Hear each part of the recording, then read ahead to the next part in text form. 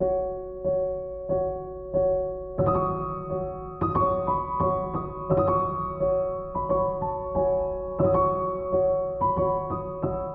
d'entre vous n'a jamais eu envie de retirer des informations qui le concernent sur Internet?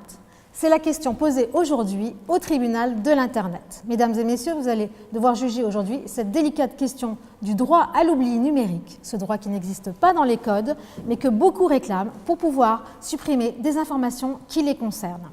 Pour la première fois, la Cour de justice européenne s'est le mois dernier prononcée sur le sujet et a offert aux internautes la possibilité de s'adresser directement au moteur de recherche pour demander la désindexation de contenu.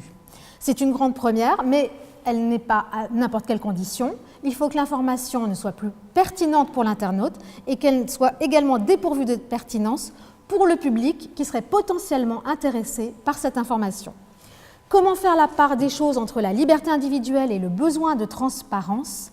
À vous de juger, mais après avoir écouté nos deux expertes, Madame le procureur, allez-vous nous mettre en garde contre le risque de donner à l'internaute la possibilité de gommer, de retirer tout ce qu'il veut sur Internet? Aujourd'hui, le droit à l'oubli est devenu une véritable revendication. Mais de quoi parle-t-on au juste?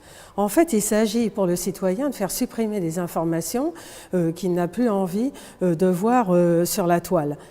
À l'heure où beaucoup livrent véritablement leur vie privée sur Internet, le sujet est important puisqu'il touche aux données personnelles.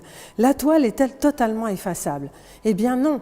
Bien sûr, il y a eu la décision de la Cour de justice récemment, mais c'est des décisions qui doivent être prises au cas par cas. Le droit à l'oubli ne doit pas se transformer en droit à la censure. Donc tout d'abord, l'internaute peut contacter le site, le moteur de recherche, pour obtenir une désindexation. Et en cas de réponse négative, dans cette hypothèse, il peut saisir la CNIL, la Commission informatique et liberté, qui pourra prendre des sanctions à l'égard de ce site. Maître, ne pensez-vous pas finalement que l'internaute doit pouvoir s'affranchir de cette mémoire inaltérable de l'Internet ? Madame la Présidente, Madame la procureure parle d'un avènement dangereux d'un droit à l'oubli. Et pour ces raisons, elle opte pour la fin de la vie privée sur Internet. Comme moi, vous savez qu'il y a beaucoup de données personnelles qui circulent sur Internet à l'initiative des intéressés ou à l'initiative de tiers. Et ces propos peuvent causer préjudice. Sur Internet, vous avez deux caractéristiques, une mémoire d'éléphant, rien ne se perd, et vous avez la dimension planétaire, le préjudice est irréparable. Un jeune n'est pas le même à 20 ans, 30 ans, 40 ans, 50 ans. Pourquoi voulez-vous qu'une vidéo peu flatteuse, prise le soir de son bac pour le fêter, le poursuive toute sa vie, parfois le privant de certains emplois?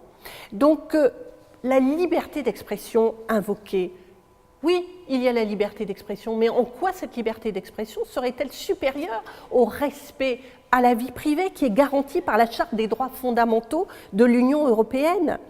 Comment pouvez-vous admettre l'imprescriptibilité sur Internet alors que la prescription légale existe dans la vraie vie?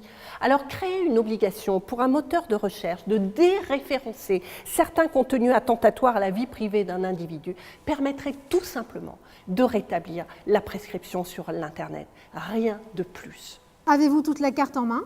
À vous de juger.